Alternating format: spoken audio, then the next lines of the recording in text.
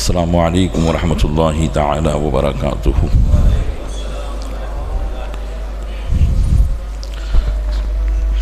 الحمد للہ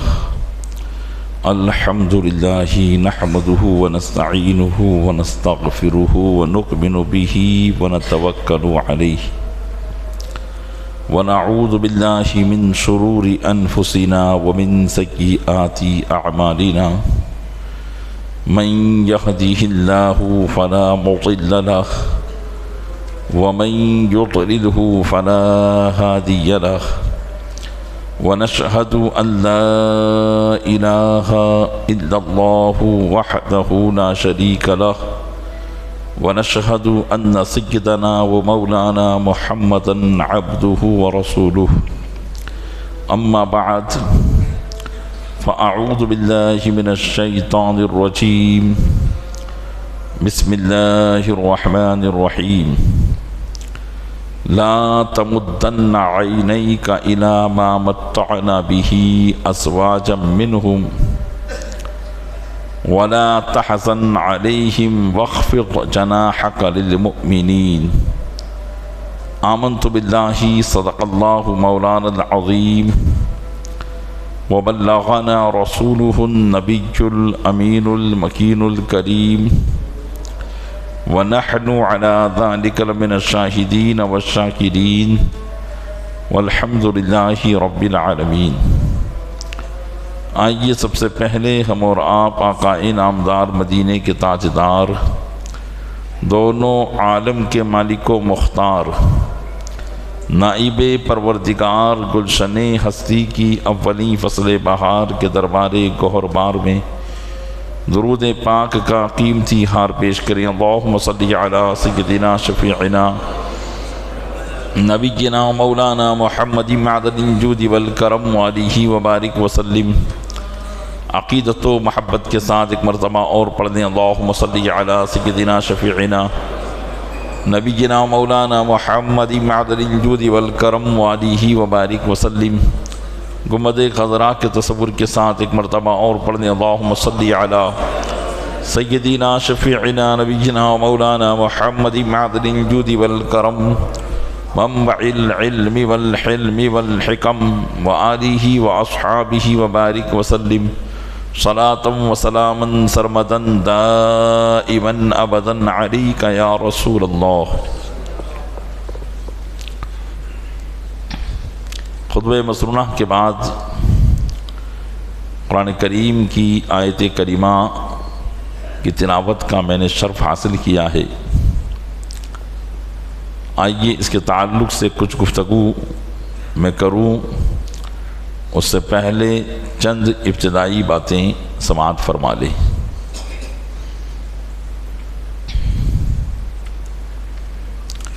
آج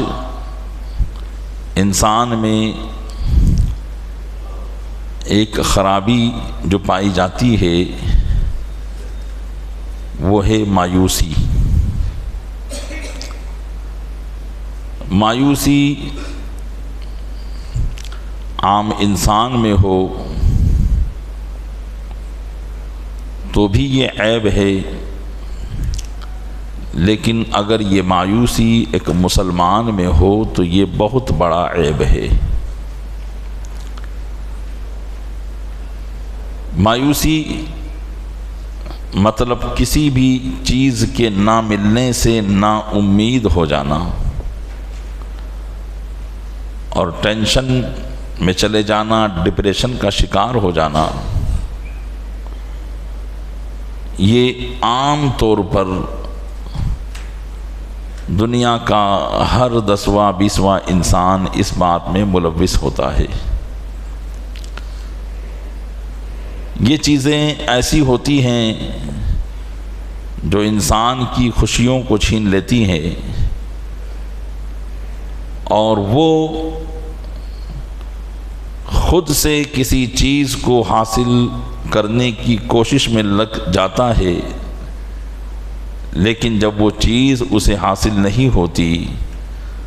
تو وہ مایوسی اور نا امیدی کا شکار ہو جاتا ہے۔ جبکہ ایک مسلمان کے لیے مایوسی کوئی حیثیت نہیں رکھتی، اس لیے کہ نا امیدی بعض دفعہ ایک مسلمان کو کفر تک لے جاتی ہے۔ قرآن کریم نے متعدد مقامات پر مسلمانوں کو نا امید ہونے سے محفوظ کرنے کی آیتوں کی طرف اشارہ کیا ہے، اور ان آیتوں میں انسان کے لیے امید بھری خوشخبریاں ہیں۔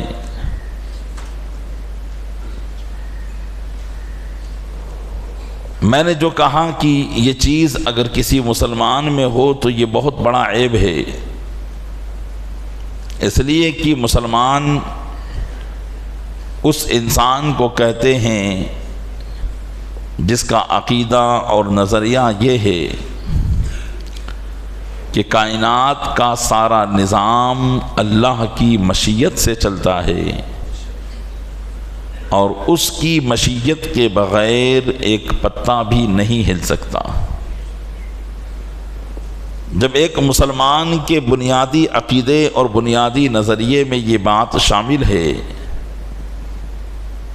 تو اگر کسی چیز کے نہ ملنے پر وہ نا امید اور مایوس ہو جاتا ہے تو یہ اس میں ایک بہت بڑا عیب ہے، کیونکہ یہ اس کے عقیدے کے بھی خلاف ہے۔ اگر کوئی چیز ہمیں حاصل نہیں ہوتی تو ایک مسلمان کا نظریہ وہاں یہ ہونا چاہیے کہ ہو سکتا ہے میرے لیے اللہ کی مشیت ہی ایسی ہو کہ یہ چیز مجھے نہ ملے،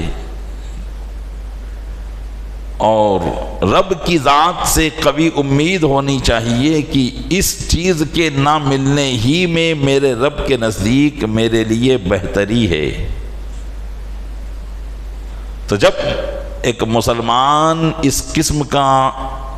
نظریہ رکھتا ہے اور ان باتوں پر غور و فکر کرتا ہے تو وہ خوشحالی کی طرف آ جاتا ہے، مایوسی سے نکل جاتا ہے اور نا امیدی کا شکار نہیں ہو پاتا، اپنے ایمان کی بھی حفاظت کرتا ہے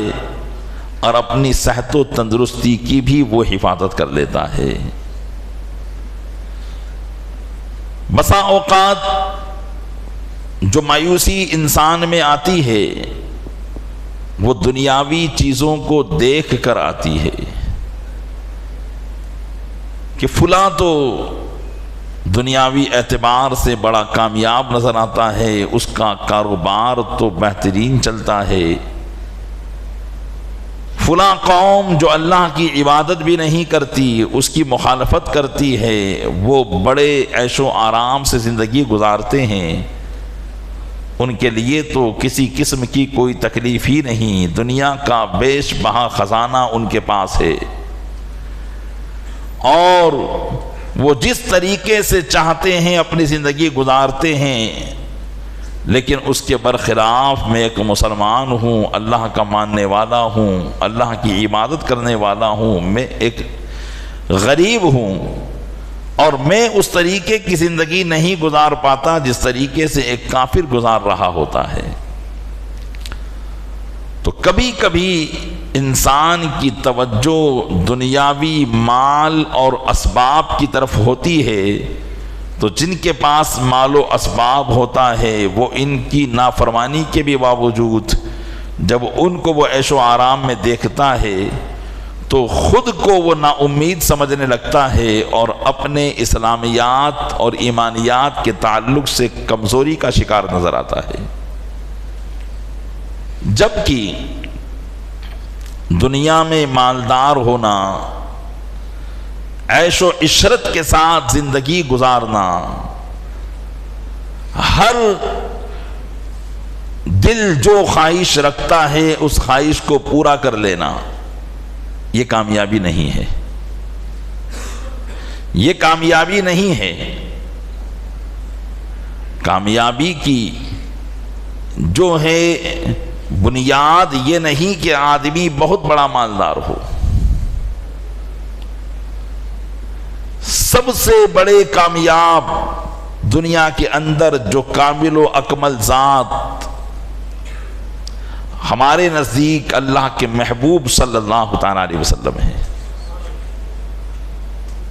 ان کی دنیاوی معاملات کا معاملہ یہ ہے کہ ام المومنین عائشہ صدیقہ رضی اللہ تعالی عنہا فرماتی ہیں کہ گھر پر کبھی ایسی نوبت آتی کہ 2 ماہ تک چولہا نہیں جلتا تھا. ہم 2 کالی چیزوں پر گزارا کرتے تھے، پانی اور کھجور پر. خیر یہ نبی کریم صلی اللہ علیہ وسلم کا اس طریقے سے زندگی گزارنا مجبوری کے طور پر نہیں تھا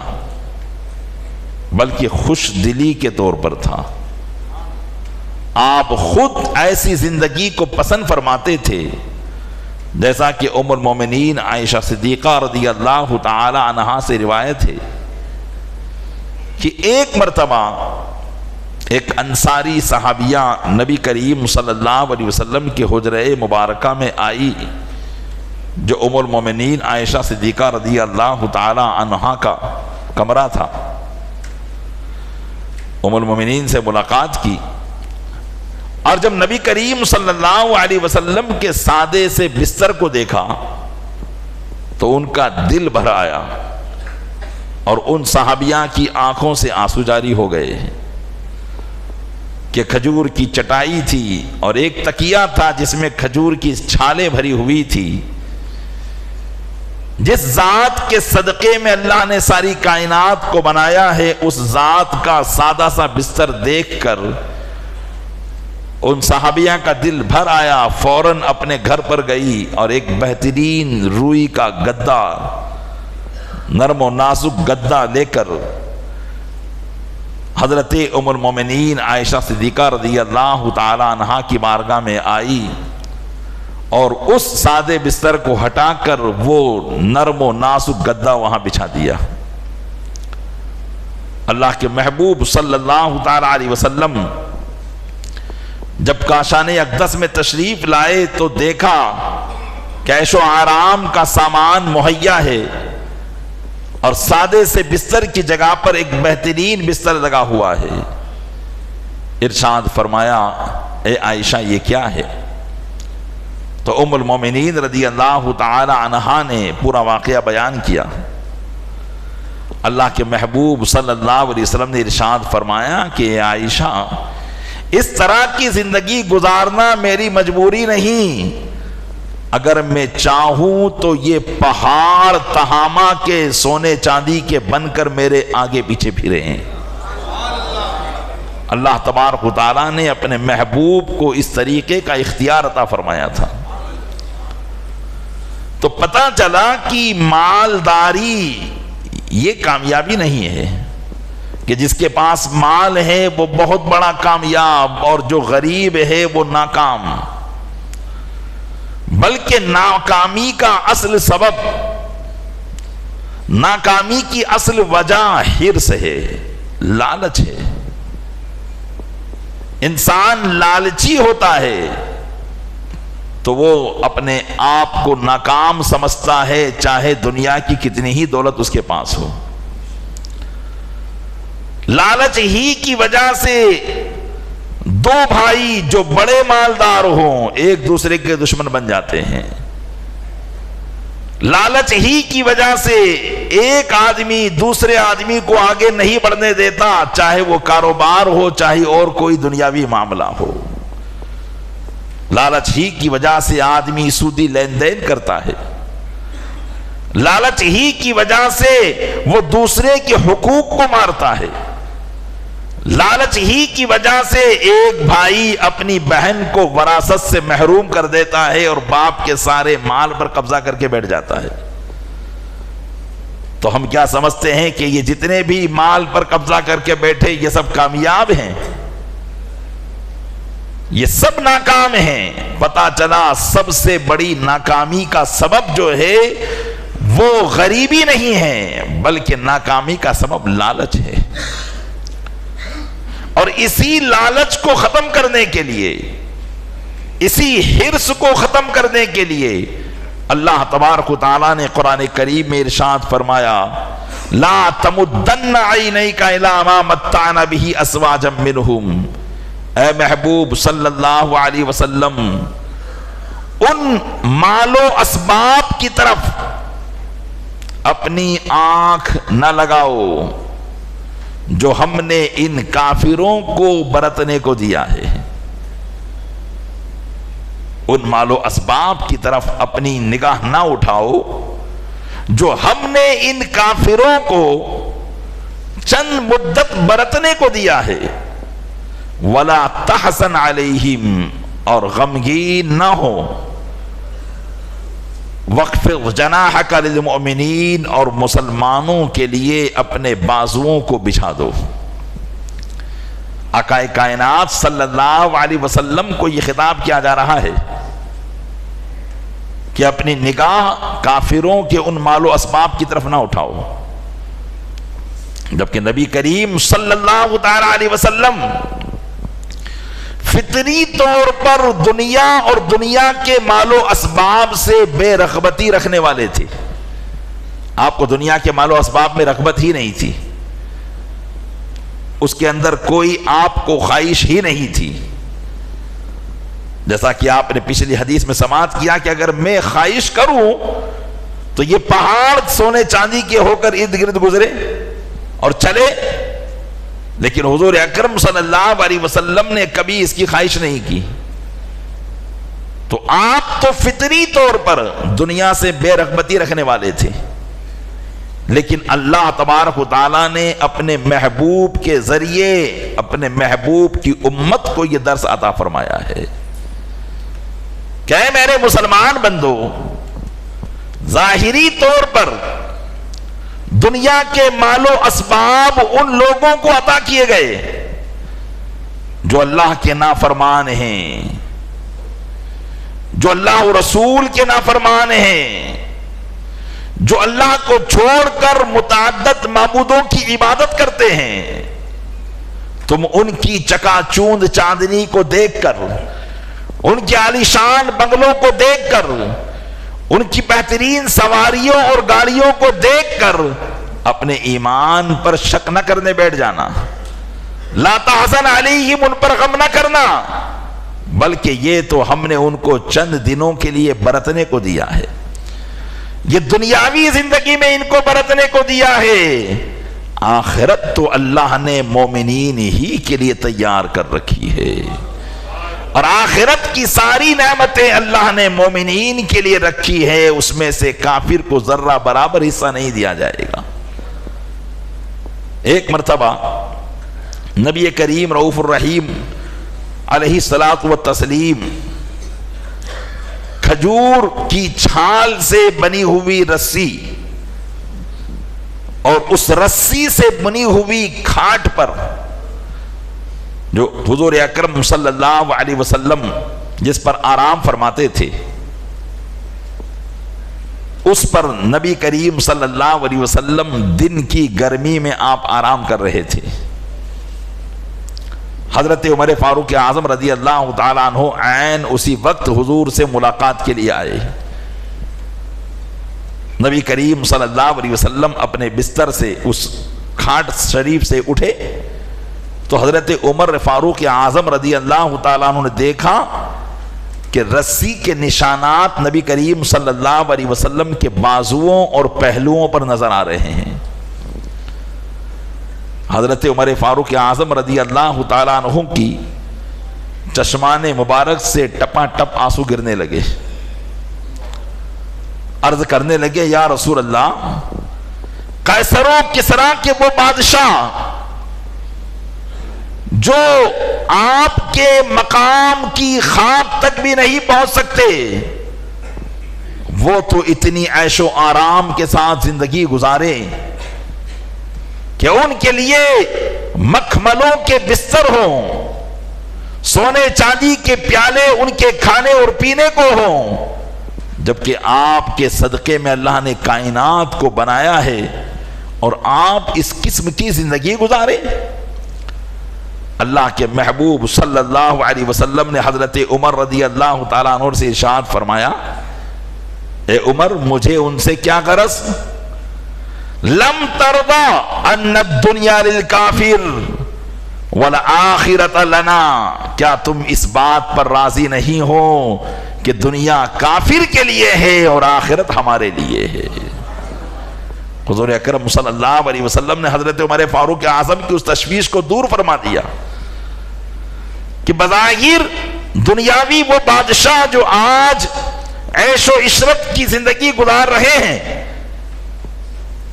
ان کی اس عیش و عشرت کی زندگی پر کیا عش کرنا؟ بہترین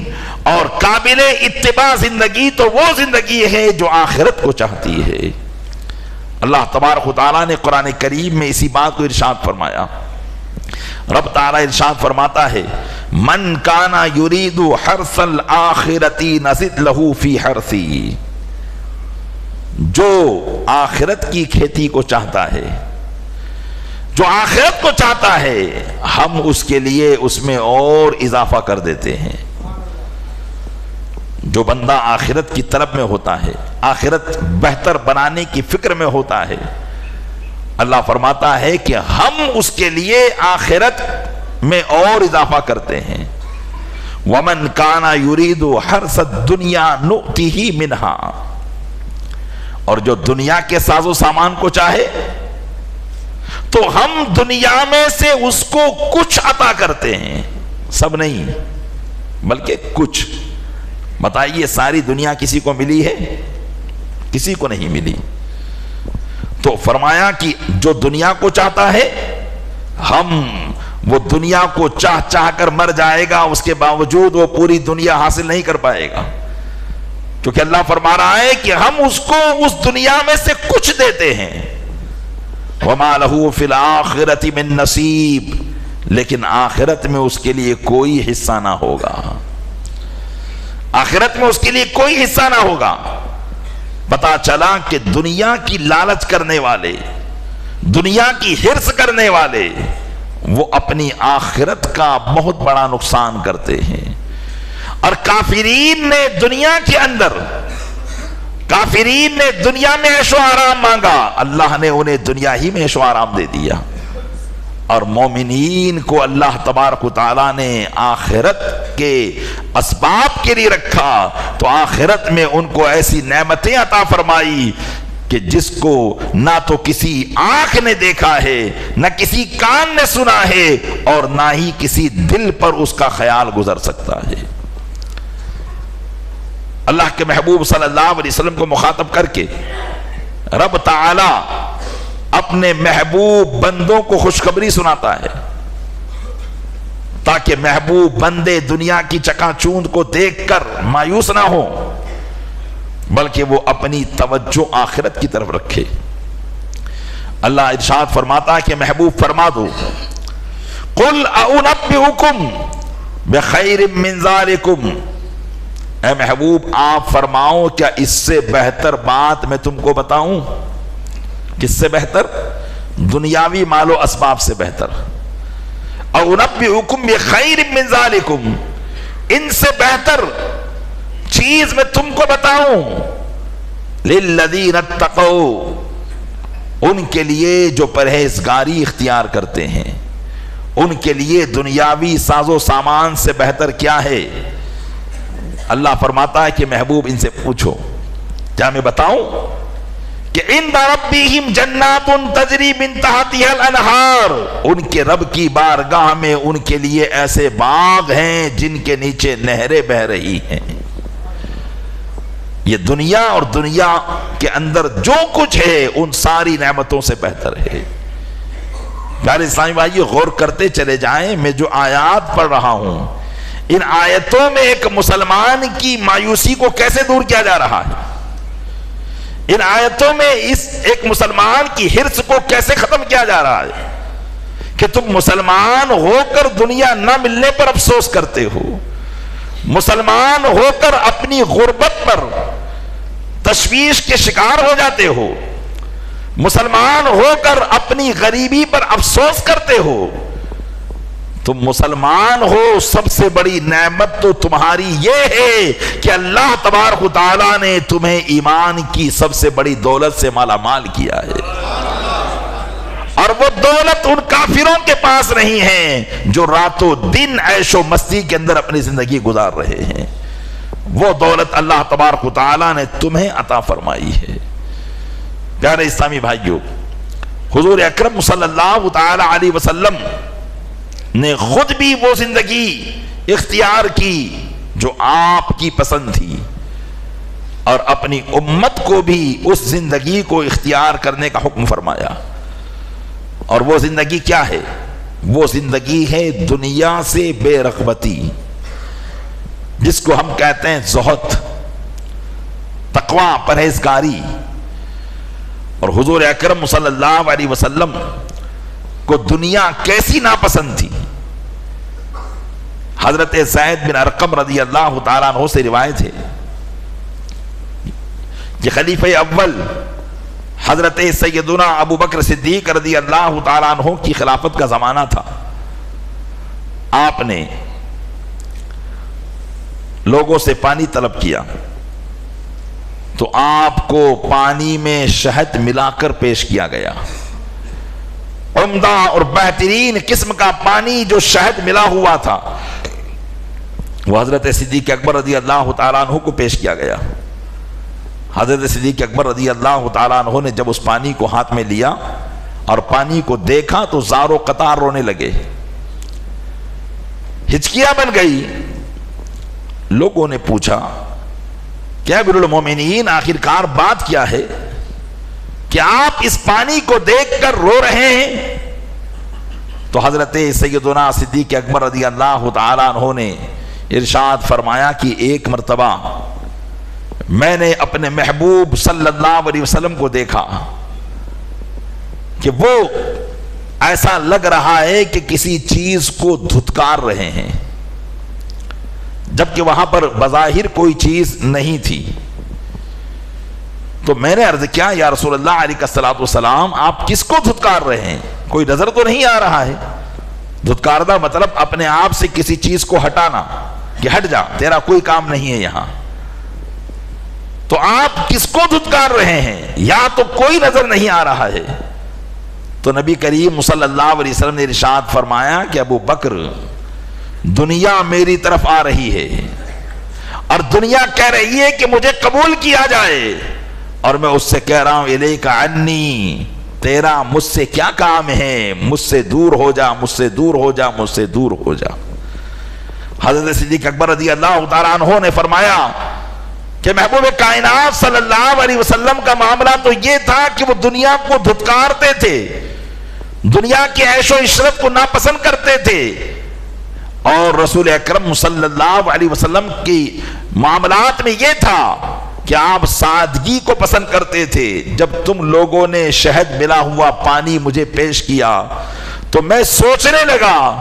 کہ کہیں یہ شہد ملا ہوا پانی عیش و عشرت میں تو شمار نہیں ہو جائے گا، اس وجہ سے میری آنکھوں سے آنسو جاری ہو گئے۔ پیارے اسلامی بھائیو، غور کیجئے کہ جس دنیا کو نبی رحمت صلی اللہ علیہ وسلم نے دھتکار دیا ہو، وہ دنیا کبھی بہتر نہیں ہو سکتی ہے، وہ دنیا کبھی اچھی نہیں ہو سکتی ہے۔ اب ایک مسلمان اگر اسی دنیا کی خاطر اپنے رب سے منہ موڑ لے، اسی دنیا کی خاطر شریعت مطہرہ کے مسائل کو پس پشت ڈال دے، اسی دنیا کی خاطر وہ حلال و حرام کی تمیز نہ کرے،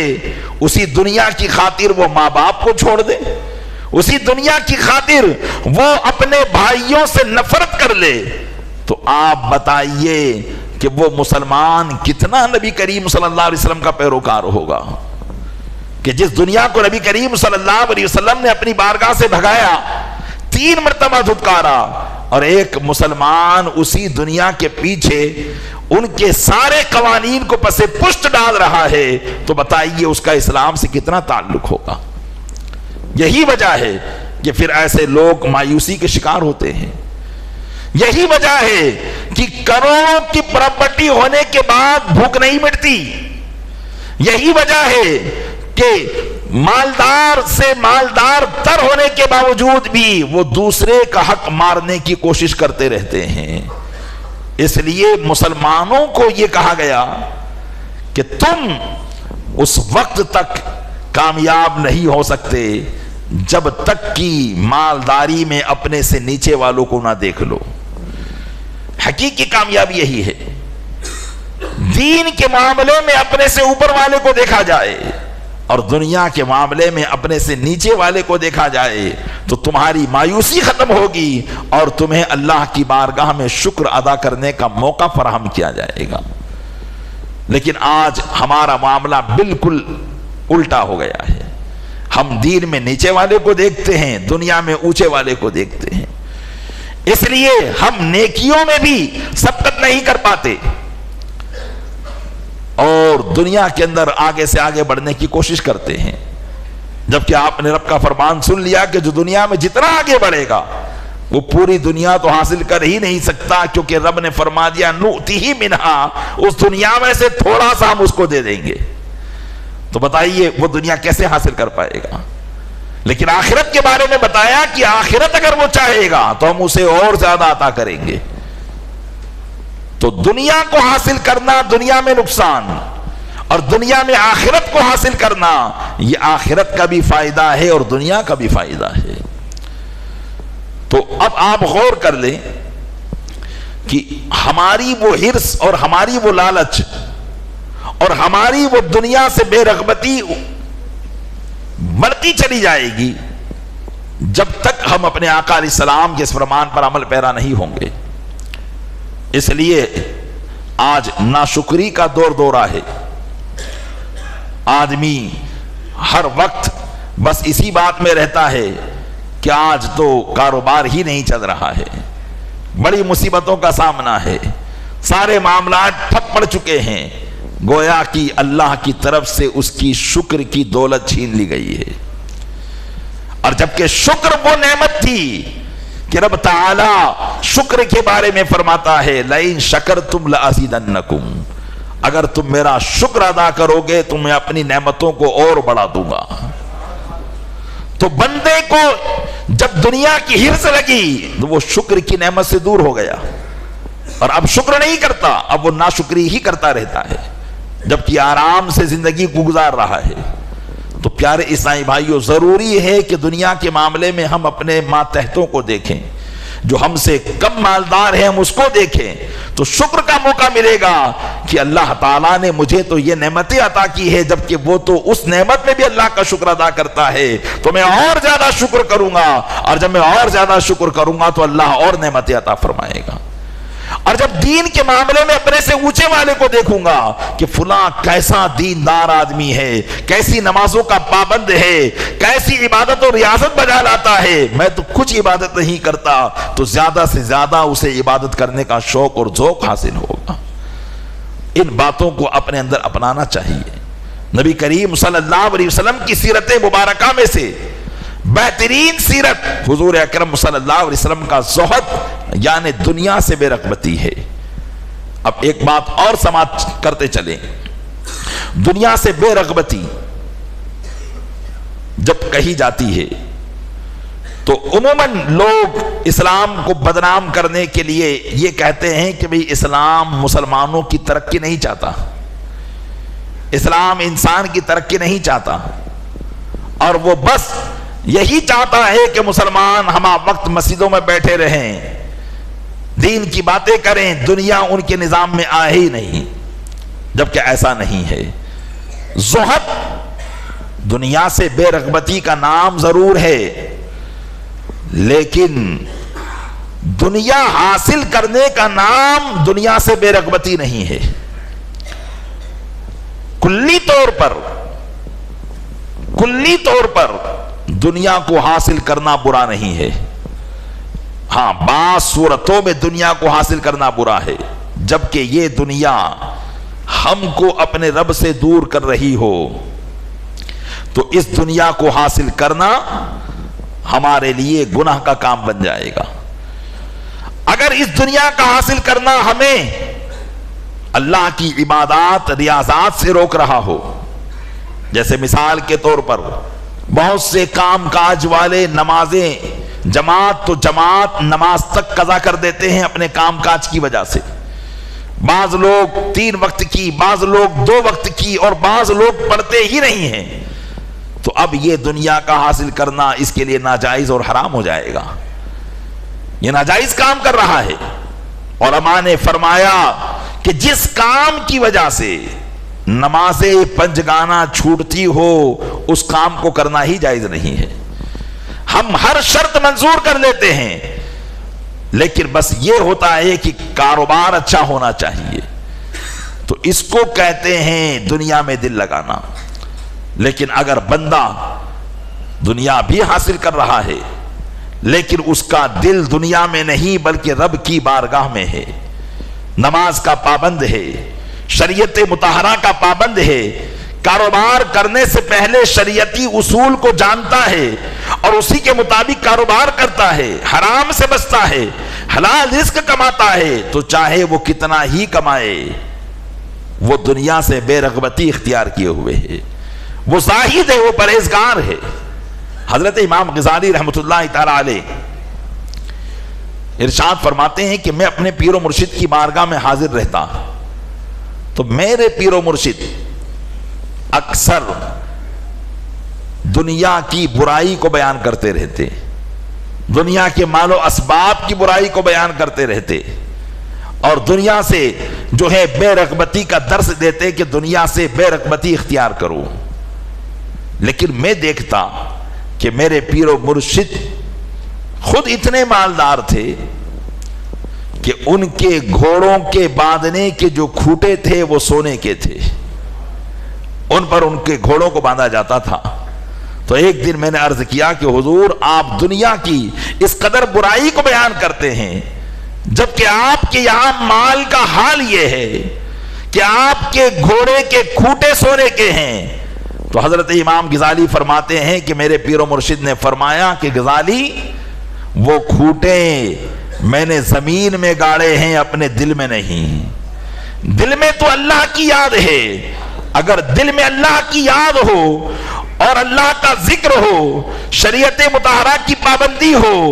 بندہ ہر حکم کو بجا لاتا ہو، تو چاہے دنیا کا مال کتنا ہی ہو جائے اسے اللہ سے دور نہیں کر سکتا ہے۔